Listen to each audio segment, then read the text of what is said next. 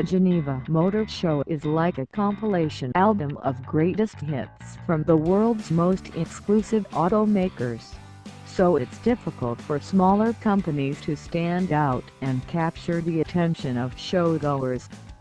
Just as Alpina, Rimac, or even Morgan.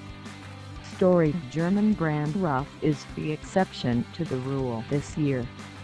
RUF surprised us a few days before the show opened its doors by announcing plans to propel one of its signature models, the 1987 Centaur, also known as the Yellow Bird, into the 21st century.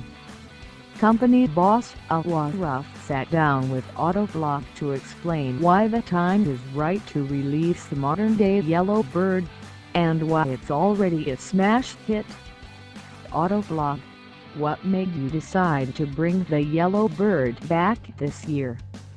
Alois Ruf: the most obvious reason was to celebrate the car's 30th anniversary, but there's more to it than that. The original Yellow Bird has become a highly sought-after collector's item. Only 29 were made, and they regularly trade hands for over €1 million, about $1.05 million. The fan base is there. Baby, we know the new Centaur rides